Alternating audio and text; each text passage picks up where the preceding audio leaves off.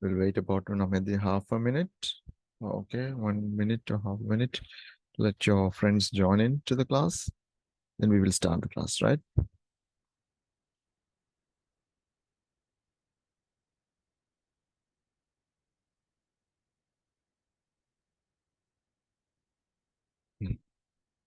I don't know, the student count is a bit less today. Anyways,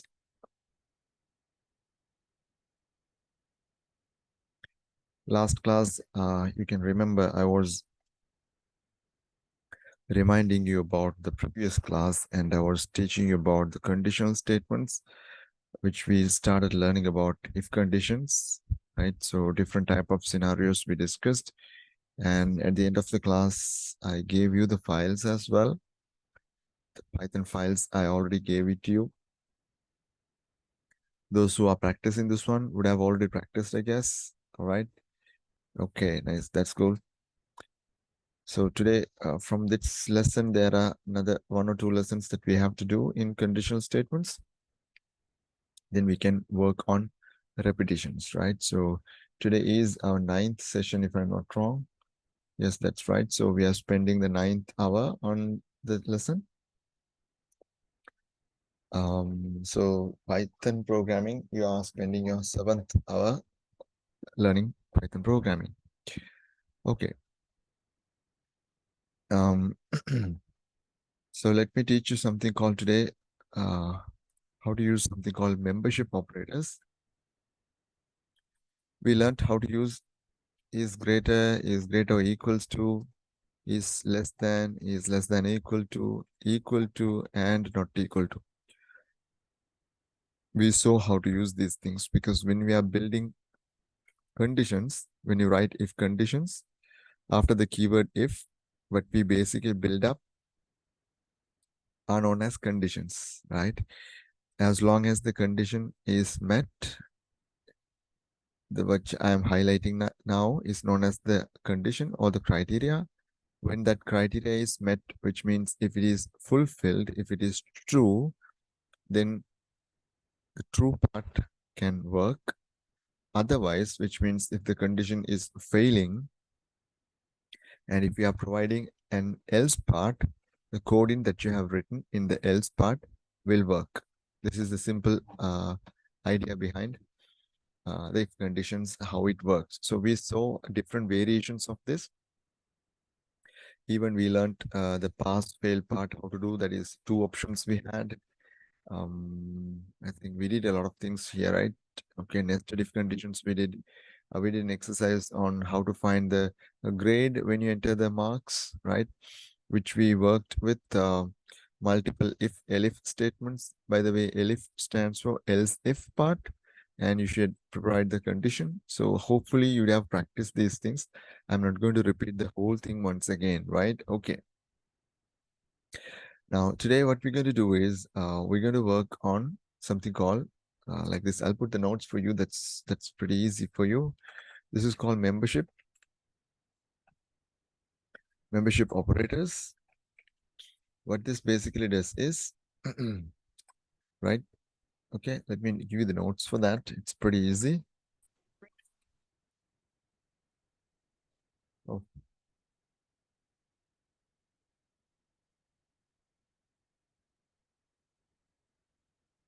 You know, membership operators are used to test if a sequence is presented in an object, which means it's like this. Let me show you in practical example, right? Let's see how there's thing called in. Using the in membership operator, we can check whether this what we are looking for, is it available or not. So let's put something like x is assigned the value 3. And let's create a list. You know, we already learned about lists. Numbers assign the value. So you know, open box brackets, closed box brackets is the indication of creating a list. So this is a very simple list for us to have a discussion on this. You can see the first value is 1, 2, 3, 4, and 5. So we have values like this. And you can write if condition saying if x in numbers, if x in numbers, then we can write a statement. Of course, we can say print, we say x in numbers. Now, what I have written is, this is not something that we usually type when we write. What this does is, this will return either true or false. Okay, so this is actually will return you true value. Okay, because the same thing that we are checking, this is the same thing I added here. So it is going to be true here, right? So if I'll execute the program, this is a demo 8 conditionals.py.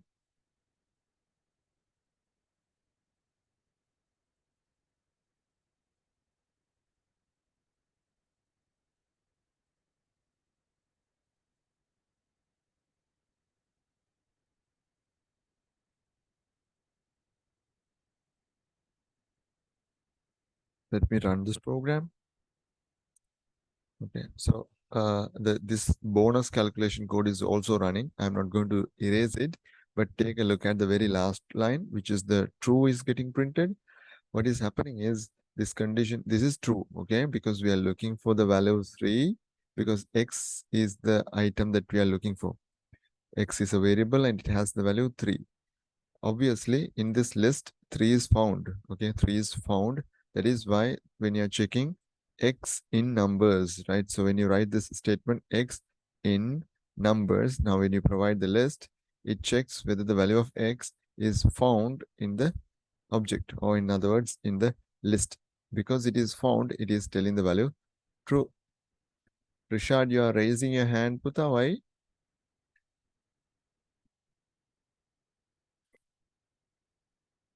Okay.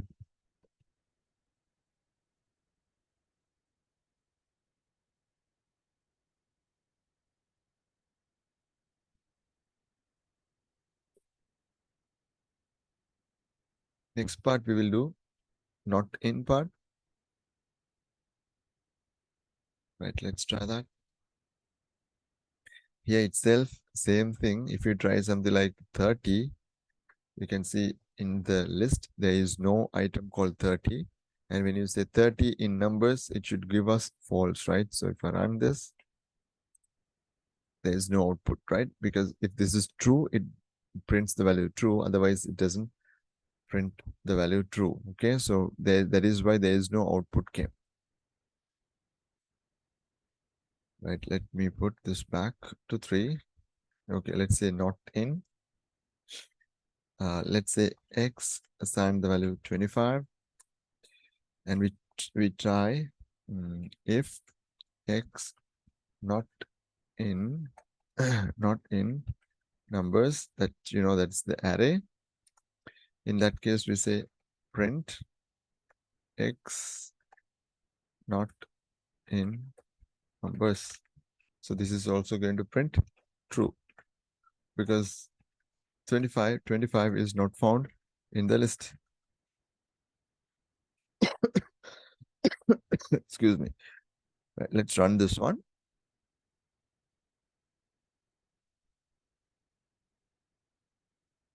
See, that's coming as true. Okay, because 25 is not found. So that is called the membership operators. So when you want to look something in a list, you can simply use this one, and you can come up with the answers whether it is found or not found, right?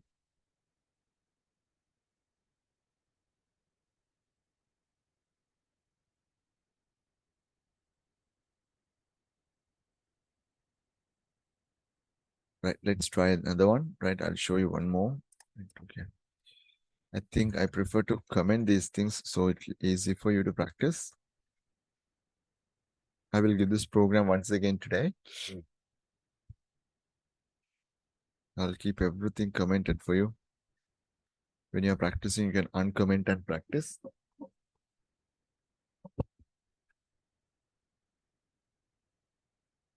Let's do one more thing, which is called the identity operators, which means we're going to use is and is not. basically we're going to check whether a value is equivalent to another value or one object is equal to another object. See this. I'll put the notes for you, then it's easy when you're trying it out. It says compare the objects, not if they are equal, but if they are actually the same type of object, right? With the same memory location. Watch this. Let's try x assign the value 10, y assign the value 20, sorry, 10, y also assign the value 10, right? Okay. Now let's try is. So if I type if x is y, right? Let's try print x is y. 1 second, please.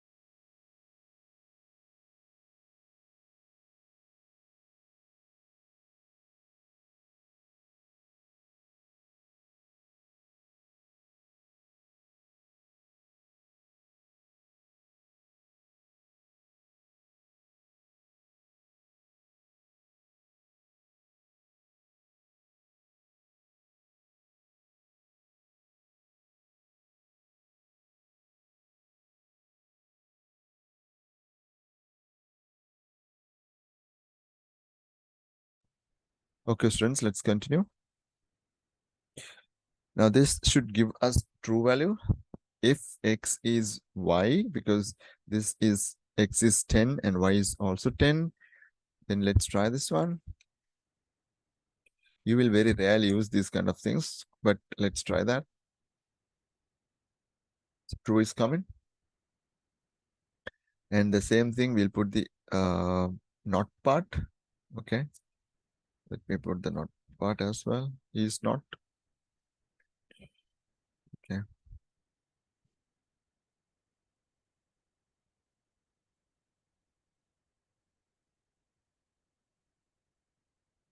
So again, we'll take x equals 10 and y equals different value. If you type if x is not y, that should be true. Print x is not y. This should be also giving true value.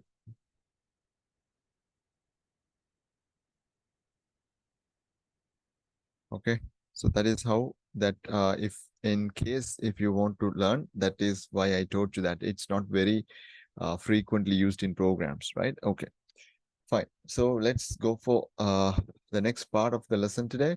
So conditional statements, we shall finish it from here. At the final, once you have finished it, you will be getting questions in this, right? I will be giving you simple MCQ questions. It will be coming as a Google form. Actually, it's an online test like you can do. Previous batch also we did like that. So you can answer those questions, right? So when you're practicing for Python, you have the handouts, you have the sample codes with you. Only from what I have taught you, I will be asking, nothing else, right? Okay. So having said that, let's move on to the next part. So hopefully this will be the last lesson that we're going to do in Python today, because I'm going to start the next lesson to you, because we need to start going with C# programming, and we have to build a simple CRUD application. For that, we have to learn about C# language, C# GUI programs. Then we have to learn about SQL, not Microsoft, SQL, MySQL database server. A lot of things we have to start learning on that, because then we can build in a small application using that. And my part is to teach you a CRUD application, so which is add, edit, delete, search. All those things will be there. Okay, so I think today's lesson we can spend fully on Python, and next week onwards we shall start learning the C# programs, right? Okay. Right. Now I'm going to start another lesson to you today. So it's going to be again an interesting lesson, which is going to be demo 9, I guess. Yeah. Demo 9. And it's going to be about loops. Right. It's about loops. Basically, I don't want to lengthen the explanation on what I'm going to teach you, right? So, but I want to keep things simple. Note is already there, but I want to give you a very clear picture about this, right? If you take a look at the definition here or the description about the loop, a loop is used for iterating over a sequence. Iterating means doing something again and again and again. Okay, that is why we call it as a loop, doing something repeatedly, doing something again and again. That is what is called an iteration or iterating. Sequence, that is either a list, a tuple, a dictionary, or a set, or even a string. We can try this one. Okay. And I will show you at the latter part of this loops. I will show you how to work with the loop with general purpose loops. Like for example, you want a loop which simply works 5 times or 10 times, like that. That's also I'm going to teach you. Those two things I'm going to show you. First, I will finish you the for loops. First, I will teach you how to work with the for loops. After that, I will be teaching while loop, right?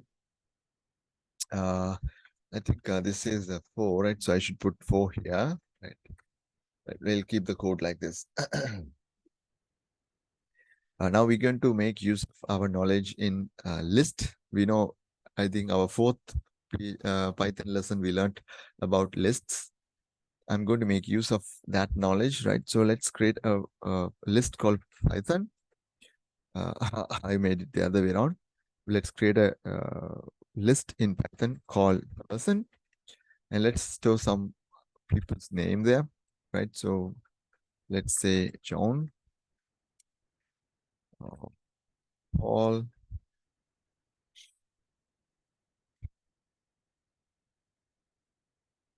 and let's put right. We put some names like this. All right. Okay. So let's see how a simple for loop will work. Okay. Let's see how a simple for loop will work. Now, you know, if you make a for loop, now there are 1, 2, 3, 4 items. So our loop will work exactly 5 times because in this list, you need to, now, for example, I'm going to print the names. So I need to print them 4 times, right? So my iterations will be 4 times. So see how it's going to work. It's very simple.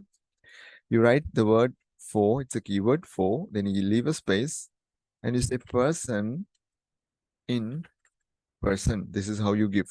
Okay, use the keyword in. You say person in person, right? So actually this person here refers to your list, and this person is a temporary variable item, right? I will later change this to a different name and show you. So, but take a look at it, how it works. We say print. Well, let's put a F string.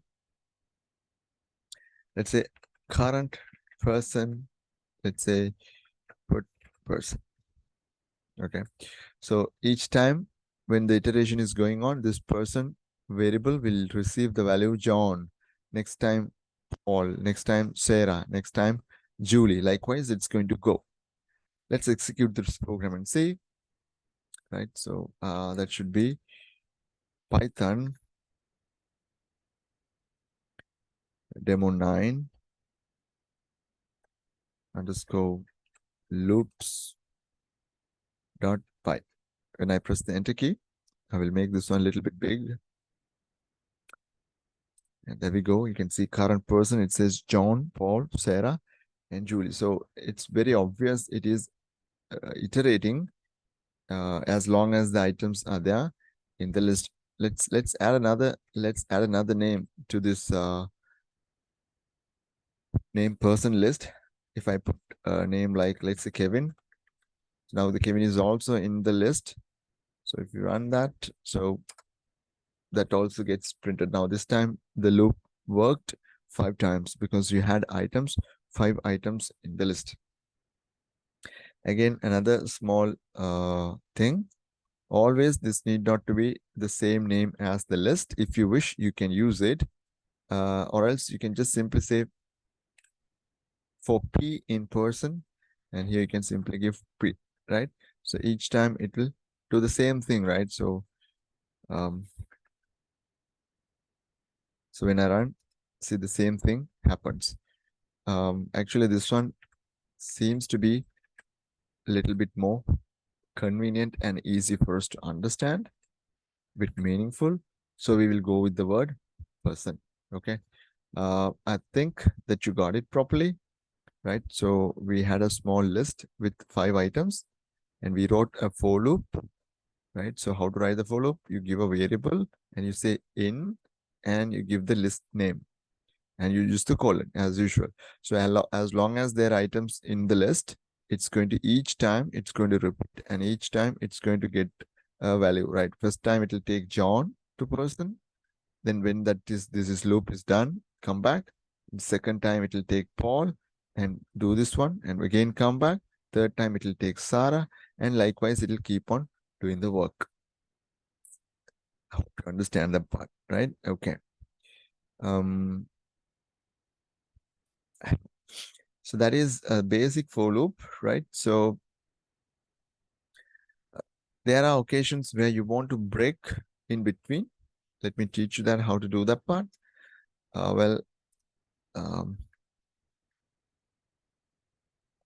We can use a break. Break means breaking into two, like, all right, in between we're going to stop.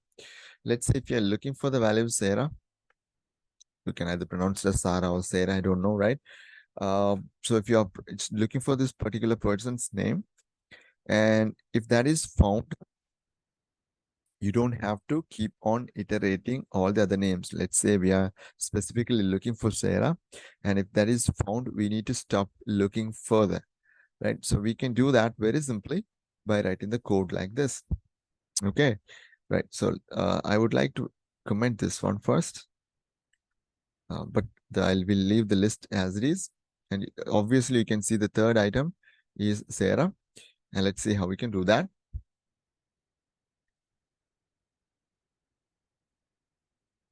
So we write for, let's say person, in person, right? And inside this, I'm going to write an if condition. If, let's say person is equals to, capital symbols has to match, right? Sarah. If it is so, then I write something like break. Okay, break. Otherwise, what I'm going to do is I'm going to say print. I'll put a F string current person. Okay, and please look at the indentation of this print command. This is just once indented, which means this print statement and this if statement, both statements are belonging to this outer for loop. All right, so it is belonging to that for loop. That is how it is functioning.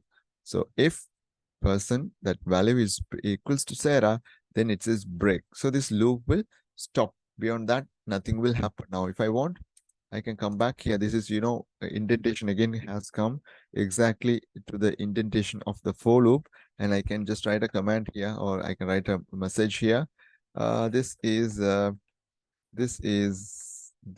normal part of the Python code. Okay, so, or Python program. I actually don't need that for the time being. Let's execute this code and let's test the output. I would like to clear the screen, right? Let's try. This time we should get, now you can see John got printed. Then Paul got printed because these two names are not matching with the value Sarah. Then when the third value came, which is Sarah, if the person, now that is this value, Sarah is equals to Sarah, this because this condition is true now. Because the condition is true, break statement is getting executed. I put a semicolon, but I'm sorry, you did not to put a semicolon, but it didn't result in an error. You don't have to put a semicolon, because most of the time I do Java coding and PHP coding, sometimes in JavaScript also. That is why that habit is there for me, right? Okay, sorry about that.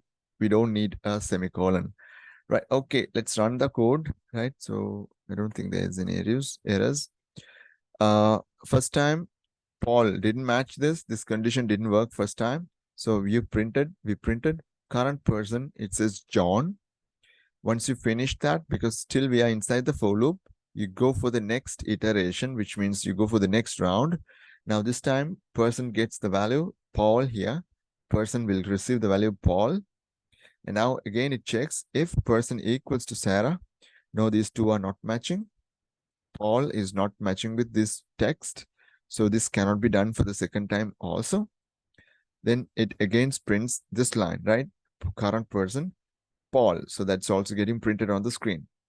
Now you go for the third time. Now we come for the third iteration. Now when you come to the third iteration, it takes the value as Sarah and it puts in the variable person. So when you check inside the for loop, there's a if condition. When you say person, which is Sarah value, is equals to Sarah, because this is true. When this is true, break statement is the code I have written for this if condition. And you should understand this if condition is, again, it is written inside the for loop. So the loop will be broken, right? So it will simply come out of this for loop. That's what will happen. And after Paul printed, there is nothing in the screen. That is what's happening, right? If I uncomment this, you will see that statement will be printed. After printing Paul, you will see this is the normal part of the Python code.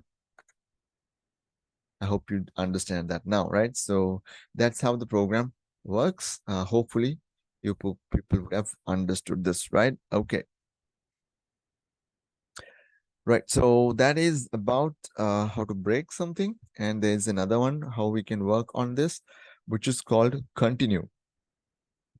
So break is used to terminate and continue is used to skip something. It'll simply skip, right? Okay, watch this. I'll take off this code and I'll keep this one commented for you. Let's try next one, which is going to be continue. Let's see how we can do that.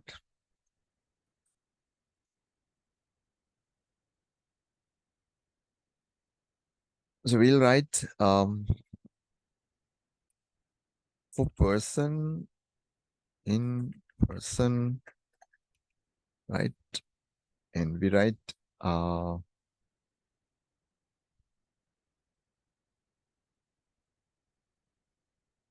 if person equals same thing, Sarah.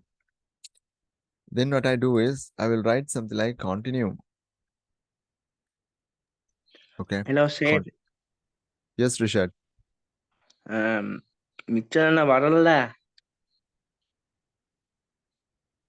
Okay. எனக்கு கொஞ்சம் தெரியா. Okay, man. பழைய வீடியோஸை பாருங்க. இதுல இப்போ 7 videos சீக்கும், இதுக்கு முன்னுக்கு 6 வீடியோஸ் சீக்கும். எல்லா வீடியோஸும் கோஆர்டினேட்டர் மேடம் டீக்கும் நீங்க எல்லா லிங்கையும் எடுத்து பாருங்க ஃபர்ஸ்ட்ல இருந்து. அப்போ உங்களுக்கு விளங்குமா? Okay sir.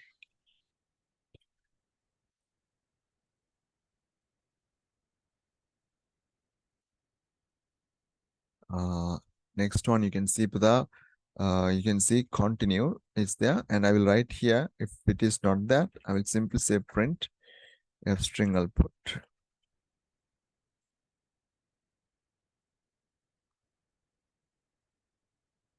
Like this. Now when I run the program, if I run this program, you will see first value is John, Paul.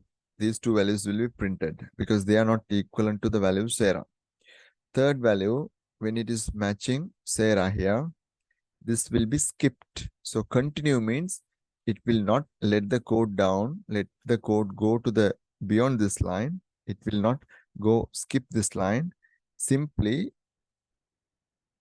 it will take the iteration to the next round. That means from here, again, it will directly go to the for loop and it will start the next round.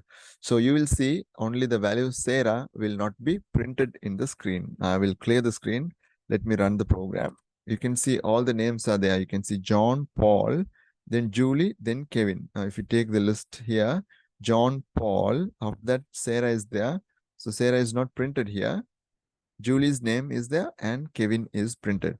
So when the value matches to Sarah, it has simply it has skipped it. So when you use the continue statement, it will skip. Okay, so that's what the continue does. All right. Okay, hope you understand that part as well. Well, we'll do another part. There's another one we can use. This is called range. Let's try something like range. This will be useful for you.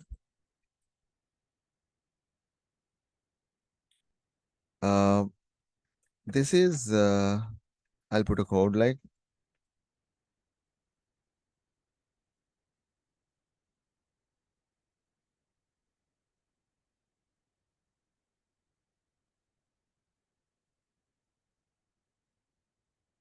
you will realize this. Watch this. Now I'm going to write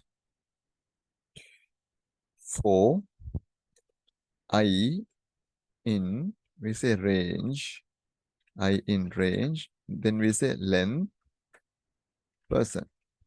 We all know what do you mean by the len function. I told you that common functions which we can use with list. Len will tell the size of the list, which is in our case, which is 5. Right? And what we say is, we say print person I. So in the person list, we print the value I, right? So that's what we do, right? So this is basically, when you run this one, you will be able to see all the names, right? So it prints all the names, okay? So for I in range, right? So you give directly, you can give how many? 5 you can give, right? So if you give range, when you give a range, right? So this is going to go from 0 to that number. That's what it does, right? You can write without typing len there. You can just type 5 there. Let's try whether how it works. It prints the same thing. Can you see that? John, Paul, Sarah, Julie, Kevin. I typed directly 5, right? So we don't want to directly type 5. We simply say len. Len will find out how many items are there in the person list. Okay, I just wanted to show you that how to use the range function also, right? So using range function, I'm going to do something more and show you. Let me show you something like how you can show something in a reverse order, reversed something, right? So this is, I'm going to use not the list. This is, I'm going to just print a series of numbers, okay? But this will be useful for you. Just that's why I'm showing you. A reversed for loop, okay? I say for I in reversed range 5, 11. Now if I say print, okay, print, let's print the value of I, okay. So starting value will be 10, 10, 9, 8, 7, like it's going to come, see. So now this is how you give the range, right? Okay, so in between 5 and 10, normally if you don't have the reversed part, if you don't have the reversed part here, I don't have the word reverse now, it will simply print the values in between 5 and 10, including 10, right? So if you put here, if I put 20 here, it will go up to 19. Watch this, it will go up to 19. So since I want to print 10 also, that is why I'm typing 11 there. So it's normal, it says in range This bracket is not necessary also. So if you type that prints the numbers from 5 to 10. What I actually want is I want to reverse this. So reversed.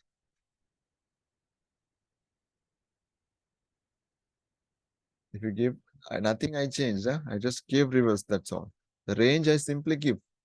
Inside that one, I simply give the range. I don't do any changes. Don't put the other way around. Even I had that confusion, like writing whether 11, 5. No, don't do it like that. Simply say range 5 to 11. But what it's going to do is it will print it in the reverse order. Reverse order, right? Okay. Now if I run that, there you can see 10, 9. Likewise, it is printing. Okay. Nice. So that is one particular small piece of code that we did.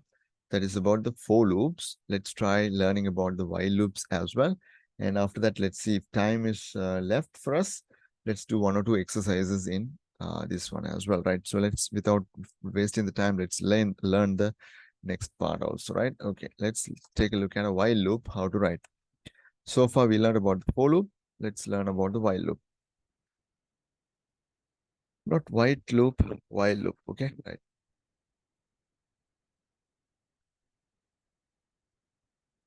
So we say while, I want to type a small comment for you. While loops execute a set of statements as long as a condition is true. Oh, as long as a condition remains true, it will keep on doing the work like this. Now watch this.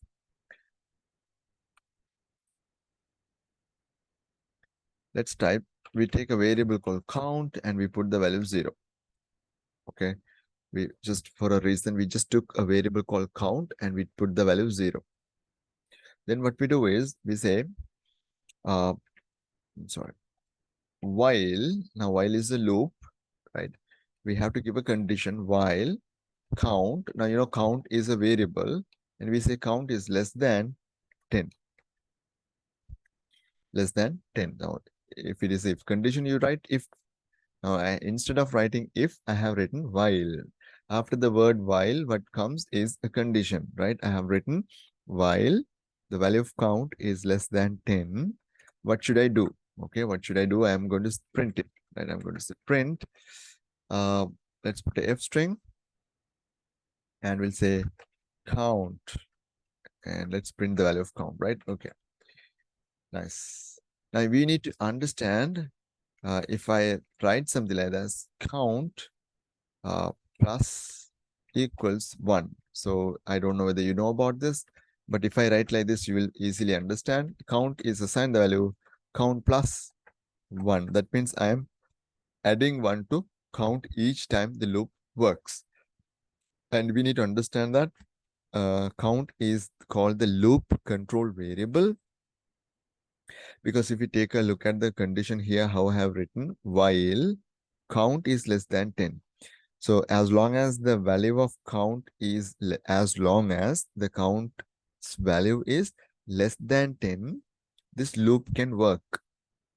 Now, if the value of count doesn't change which means if it remains 0 forever, this loop will keep on continuing without stopping.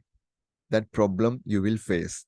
For that reason, what we do is we try to make this loop control variable, we try to change that so that after a certain while or after certain times it has repeated or after certain times it has iterated, this condition will fail.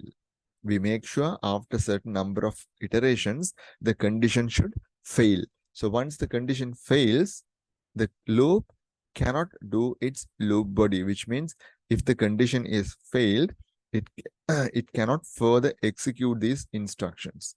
That's what the idea of how to write a while loop. All right. So this is pretty simple and pretty straightforward. Let's run that code and see. Okay, let me run that one. Now see this. There we go. It says count starts from 0 and it goes up to 9. All right, 10 is not getting printed. The reason for that is the condition I have written like, as long as the count is less than 10, print the value of count. Well, when you are printing first time, count is 0, then condition is true, you print 0. Then you add 1 to 0, count becomes 1. Because still we are inside the loop body, we come back for the second time, which means the second round of the iteration, we come to the loop.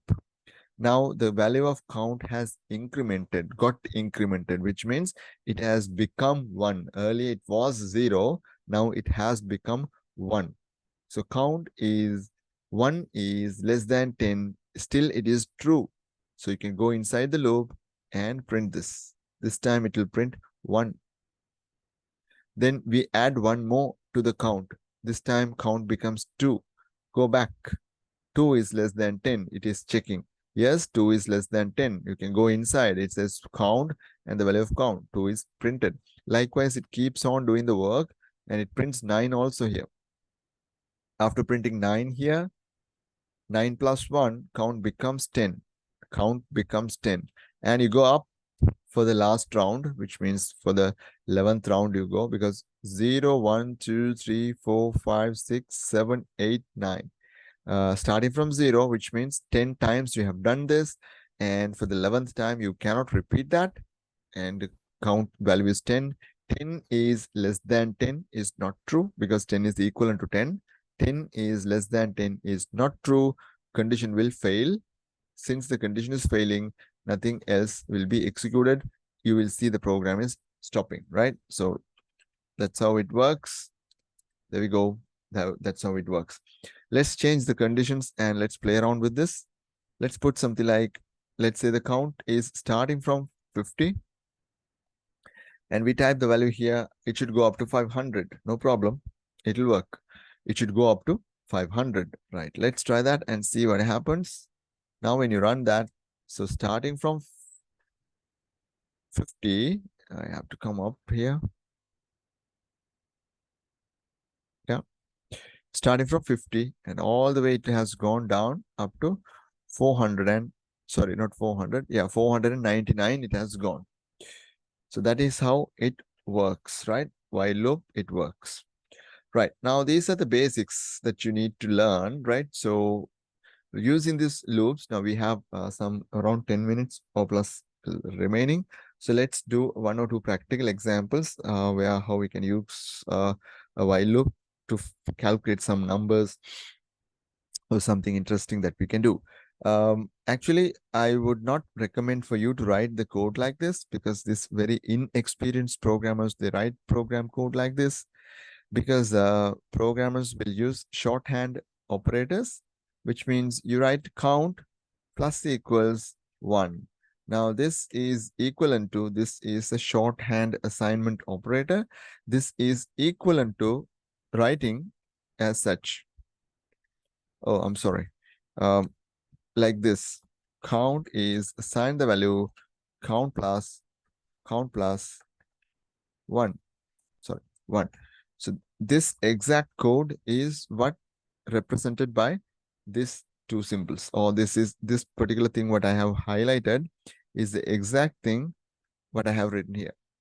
Right. So this is more recommended for you to write than this, right? So I will leave this in the program. Okay, right. I will save that program. Right. Let's close this. So the program is there for you. I will create another program. Let's say demo 10 loop test.py. Right. So in this program, I'm going to show you the total of all the numbers in a number range, right? Let's put a cushion in the screen, right? Print the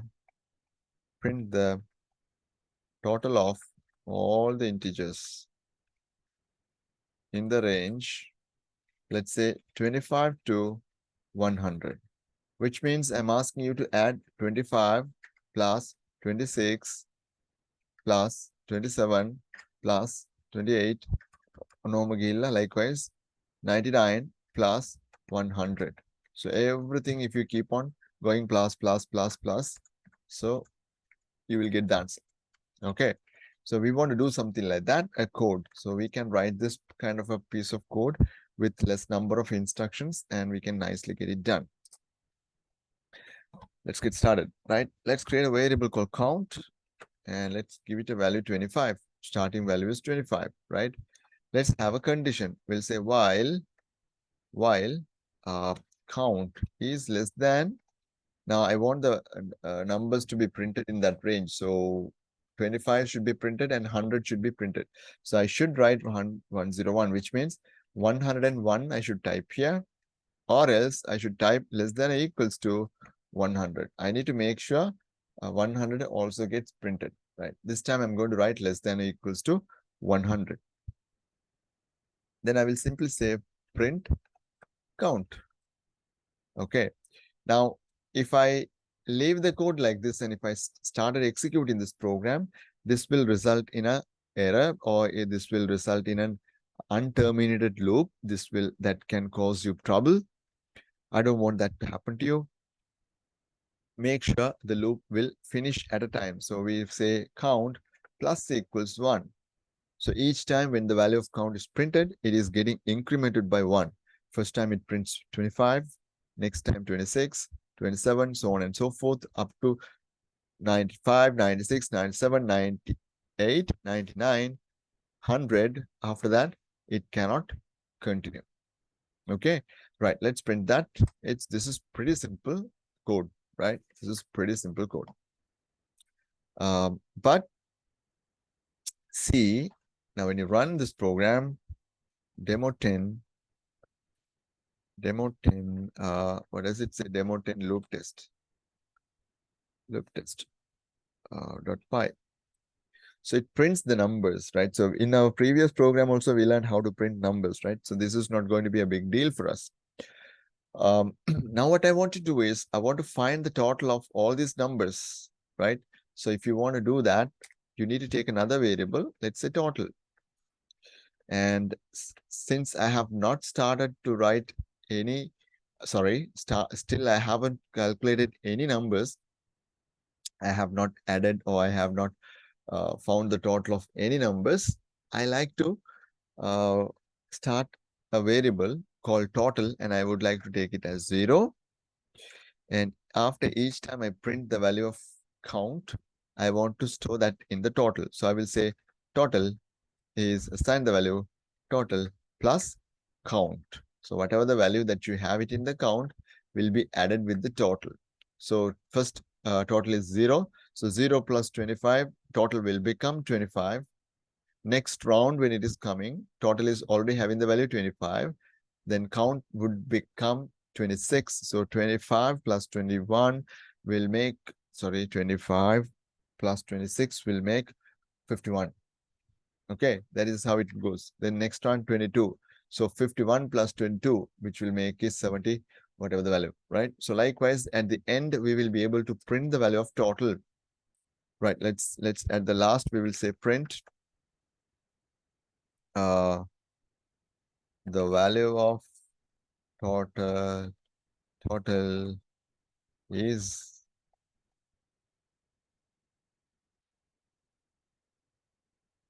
okay, like this. Now let's run that program. So I'm going to run that. And it prints the value from 25 to 100 and say the value of total is 4,750. 4,750. So that's a small program I just wanted to show you. Well, we can do another program if you like. I can show you that as well. If you want to find the range in a different number range, let's say you want to find the total of numbers in the 1 to 10, total of the numbers from 1 to 10, you change the value. Starting value is 1 and finishing value 10. So when you run now, you should be able to see the total. It is 55. Okay, right. I will leave it like the previous one, 100, and this one will be 25. Yes. Okay, so this program is doing that kind of a work. Next round, I'm going to do another exercise, small exercise. Let's keep on adding numbers from the keyboard and find the total of a number series, right? Let me show you another program. So this is going to be demo 11, which is again loop test .py. Right. So let me put the question first. Enter a series of numbers. Find and display the total. Right. Now here we don't know how many times its number series means I'm going to keep on typing numbers. So I want to terminate total, which is terminated by a special value minus 777. Okay, which is terminated by a special value minus 777. So in case if you enter minus 777, this will stop the program, right? Let me show you. It's pretty simple. So we write something like total, let's say 0. Still I didn't find the total of the numbers. Then I will say num is assigned the value int, and I will say input. Then I will say enter a number, right? So user will type a number that will be converted to integer type and it will getting stored in the number. Then I'm going to say while, right, the entered number is not equivalent to minus 777. So if it is not equivalent to minus 777, I can think of repeating my loop. Okay. Inside the loop, what I would do is I will say total is assigned the value total plus the number. That's one thing I do. Right after I do that, I need to take another number from the keyboard. So the user will type a different number next time, a different number next time, a different number next time.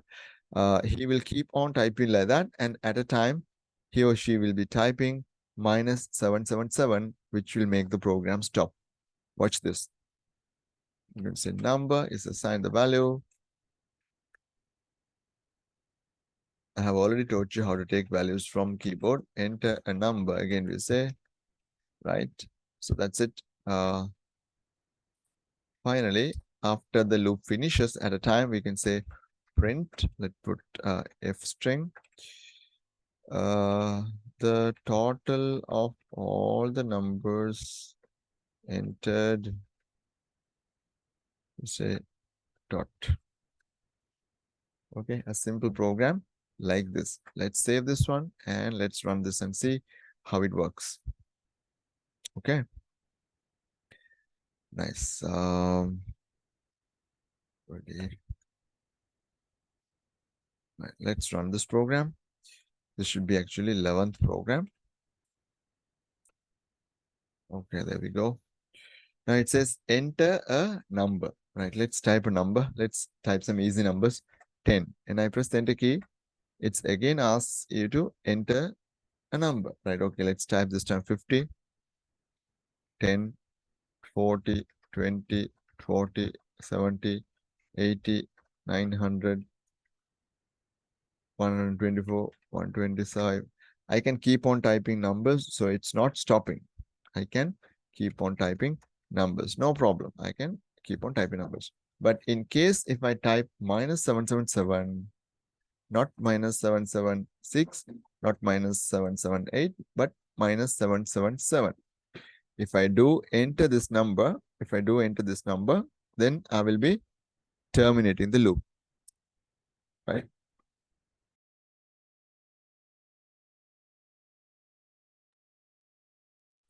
Right. Okay. So this is how it goes, right? The total of all the numbers entered. It says this is the number. That's the total of the numbers that I have entered, right? Please remember minus 777 is not deducted from this, okay? The moment that you enter minus 777, it stops the loop. It waits each time. Now, when line number 5 program works, line number 5, First, you take a value from the keyboard. You take a number from the keyboard, okay? And it could be any number, provided that if it is not minus 777, we can repeat the loop, right? So in line number 7, we are making sure what you have entered is not minus 777, right? Suppose if you type 5, okay, you typed 5, it says 5 is not equivalent to minus 777. 5 is not equivalent to minus 777. So in that case, condition is true, you come inside. So total at the very beginning, it is 0, right? It's 0.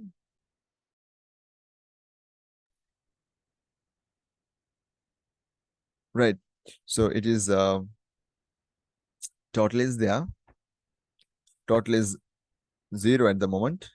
So 0 plus 5, this will become 5. And again, we ask the computer to enter another number. So this time, let's say he types 5. Okay, you go up 5, let's 10. This time 10. 10 is not equivalent to minus 777 is true. You come inside, and what you do is total is already having 5. 5 plus 10, it becomes 15, and keep on doing the work, right? Okay, that is how it will keep on adding the numbers to the total, and it will display the values, right? So this is another practical example here. You can simply make use of a while loop to do some work, right? Okay. I think that will be enough for you. And at a beginning level programming course, Python, what we have learned is enough for you people, because there are other things I can teach you, like modules, files, right? And classes, object-oriented programming and all, but it will take more time, right? More time in the sense like each lesson will take about a 1 hours, like. So, but that's not the purpose of the course, right? So within about 15 to 16 hours, we need to teach you Python and C#.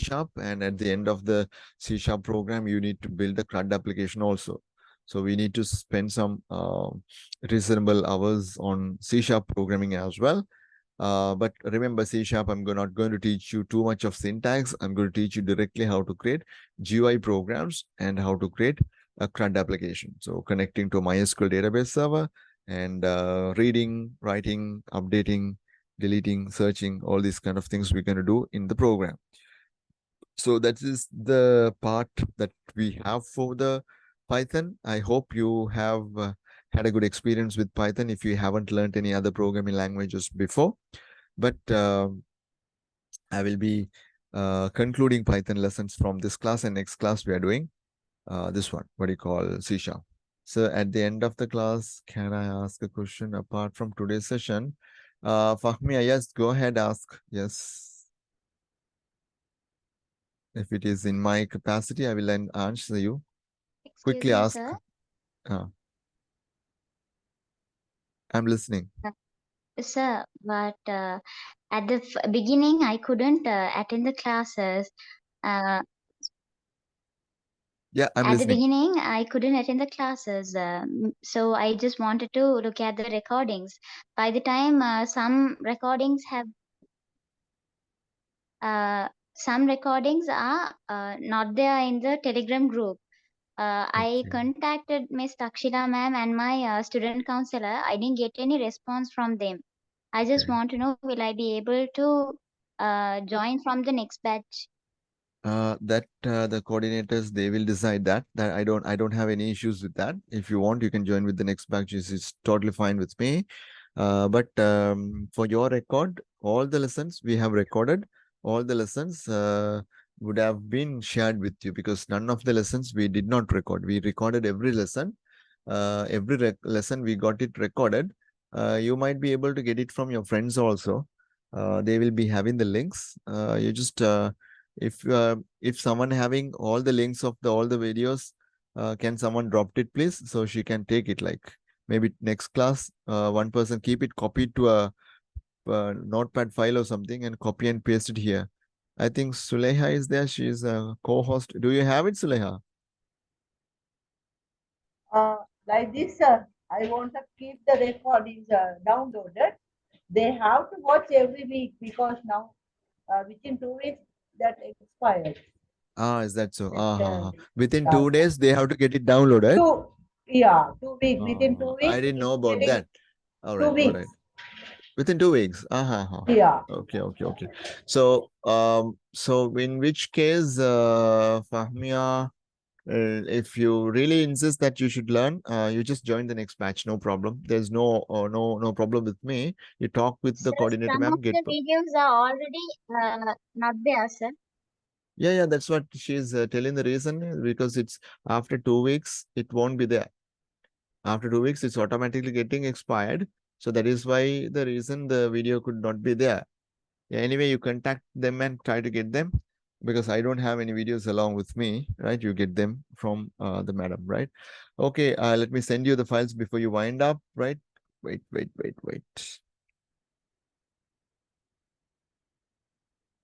You can put a small grading out of 10, how much you understood Python, okay? Not today's class. Out of 10, how much did you understand? Out of 10, how much your response? Yeah.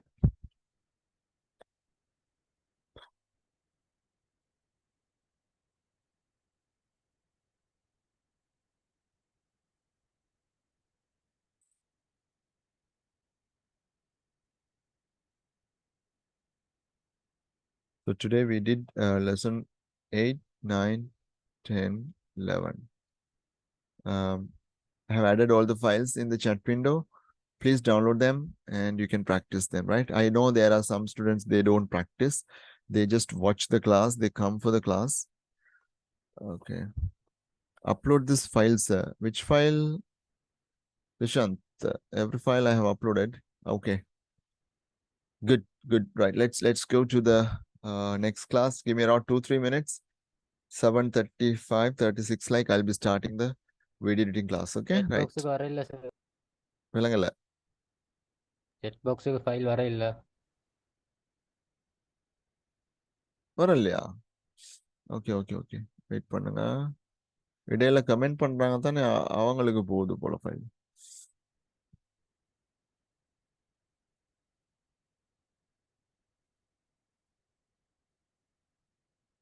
Now see whether it has come. வருதா இப்ப? Okay sir. Okay, take them, right? After that, you can leave the meeting, right? I'm going to stop sharing the screen. I'm going to leave the meeting.